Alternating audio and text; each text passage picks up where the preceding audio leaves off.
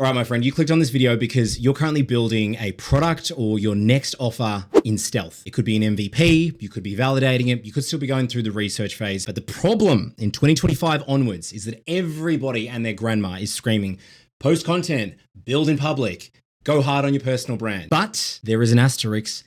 As with all things in life. A former colleague of mine I used to work with at Uber 6 years ago, he's currently building his own product in stealth. And he reached out to me, we had a call, and I mapped out a content game plan for a founder like him building your product in stealth. So that way you can still keep your eye on content, you're still putting in the systems to make sure that you're ready when you want to go live, but you're not diverting your limited energy, resources, and time in worrying about your content strategy. And instead, you're focusing on building a world-class product that is validated, that customers want, they use, and is ready to go live with. See, this is the mindset that Aaron already carried into this call. And that's one of the biggest differentiators with the dozens of founders that I've worked with in my broader community of both ex-Uber and ex-Google alumni. The difference between trying to focus all on making a shiny, hype-driven content marketing launch versus actually having a product people want to use. So even I just came off this call a couple of hours ago, I actually want to share some of the key ideas and the tactics that I gave Aaron that I think are going to help you as well if you're in this position. All right, so let's dive in with number one.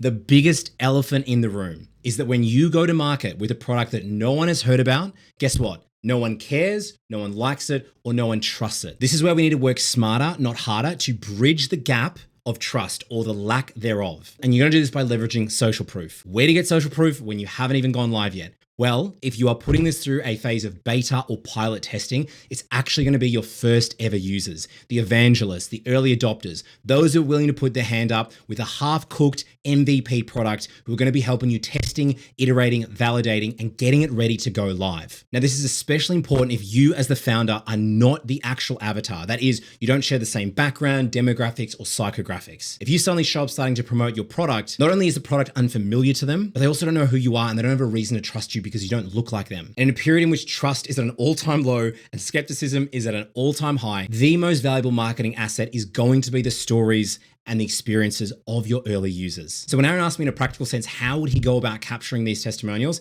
Here's what I had to answer. I mean, like, should I like go into the shop with them and just like should I film them using the thing, or literally just like a fucking selfie of like, hey, I like this. That's it. Yeah, I know. yeah.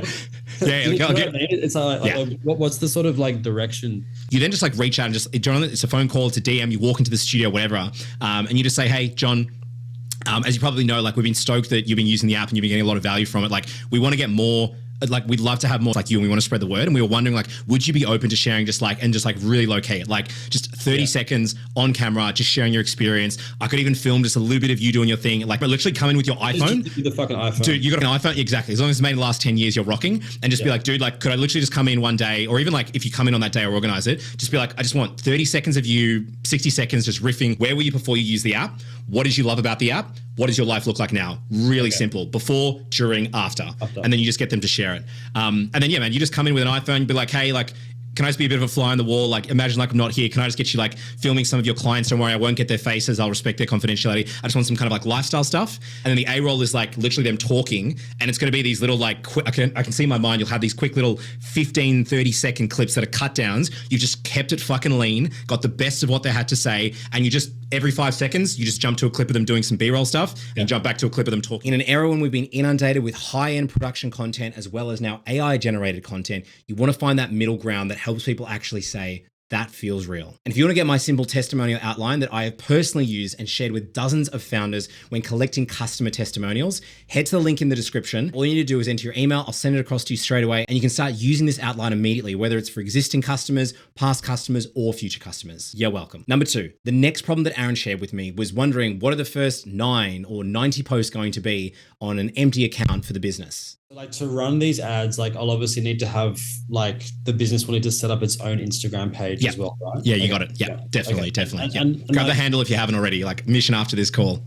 Okay. Yeah. And what is the like, and I guess like you'd have to obviously see that page with like what 6 fucking posts or something. So yeah, you want to fill it out a little bit with some stuff. Yeah. So like what's that early sort of stuff that you would fill it out with? If you're in stealth mode or working one-to-one with beta clients, guess where all of your ideas are coming from?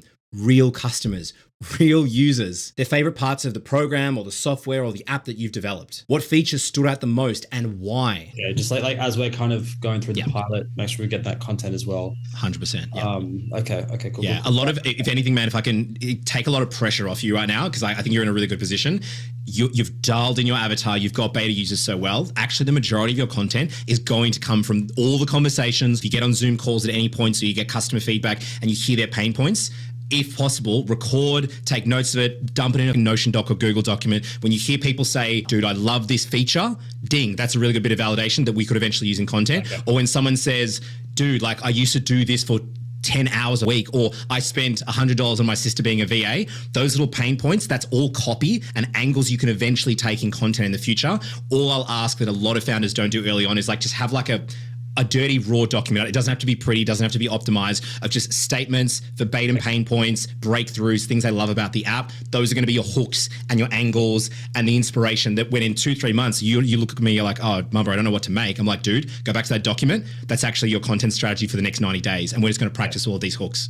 Yeah. Okay. When you start collecting all of these ideas, like I shared with Aaron, in a raw document, I don't care if it's Notion, Apple Documents, Google Documents, and you are dumping in verbatim statements. When they first discover your product and are telling you on calls or DMs, what are some of the challenges they're having? Why were they interested in trying your product out? And then when they start having breakthroughs and wins, noting what are they saying? What are the moments? What specific features are the ones that are helping them? And then when they're wowed, surprised, or relieved with an outcome that your product has generated for them, write that down. Put this all into a document. In fact, if it is just a verbal dump, screenshots, transcripts from different calls, snippets that you've taken out, you'll be able to have this all processed by a GPT or a large language model at some point in the future. And by feeding it all of this raw input, you'll actually be able to pull out hooks, angles, and ideas for so many pieces of content, whether you want to take the organic route or the paid route in the future. This will be your content strategy for the first 30, 60, and 90 days, depending on how much you've captured. And all it means is taking 1 minute after every interaction with a customer where they've given you feedback, they've given you a breakthrough, they've given you something you can work on, or shared what's worked for them, compile it all into this document, and you're going to be cooking with gas. And the third and final takeaway from my conversation, something you can take on board as a founder, is you might be worried thinking, who's going to make all this content, right? Your zone of expertise might be in the technical product building side, and you may not be at the stage where you want to build a personal brand or become an influencer. That is okay. There are going to be so many options available for you when you're ready to go to market. But content is made 1,000 times easier, like actually mark my words, when you have a winning product.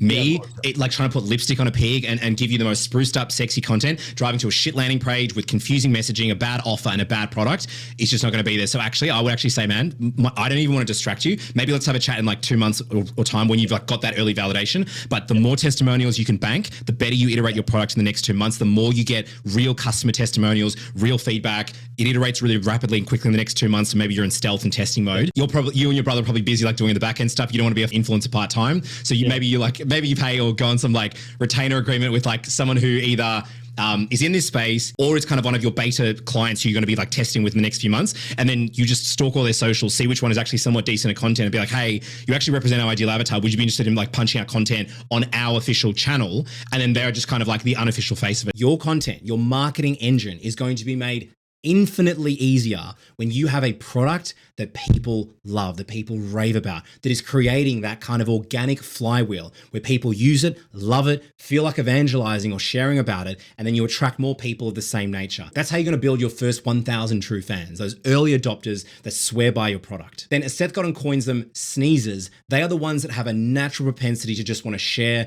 and evangelize the product, where they do it through their own organic channels, they are the power users that refer others, or they're constantly reaching out to you and asking for more improvements. So when you start getting tags, mentions, or UGC, and you start noticing users that are pretty savvy with creating content or really giving your brand or their experience with your product a lot of love on social, that is a great opportunity to reach out to them and see if they'd be interested in working on a part-time basis, contracted, or based on number of deliverables to produce content on behalf of your brand. So you might not have the energy or the capacity to do so early on. And if you're bootstrapping your entire operation and don't have a huge cash runway and don't want to invest in a massive, flashy marketing agency, then starting with an agreement like this is a really good way just to get going. If you now collected a ton of user testimonials and some B-roll footage of all of your early users actually interacting, benefiting from your product, as well as now having like a raw transcript of what's worked, breakthroughs, benefits, and transformations that they've had, you can now feed this as essentially your creative brief and ask that creative of yours to make content based on that. Give them full autonomy and trust in their judgment. Remove any expectation that you need virality. All you're looking for is signal. Your first 10, 20, heck, probably even 100 pieces of content may not pop, though I have seen success stories happen a lot sooner than that. What you're looking for is data.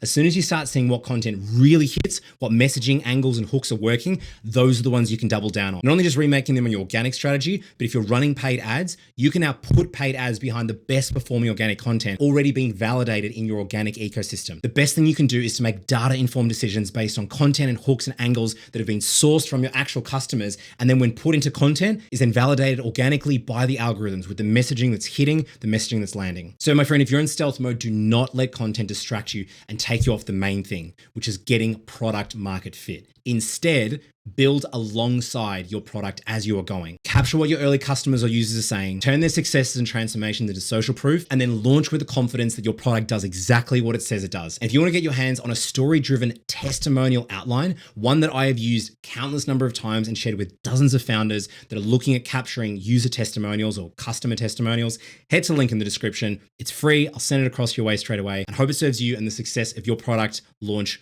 or whatever you're building in the future. I hope this one served you, my friend, and I'll see you in the next one.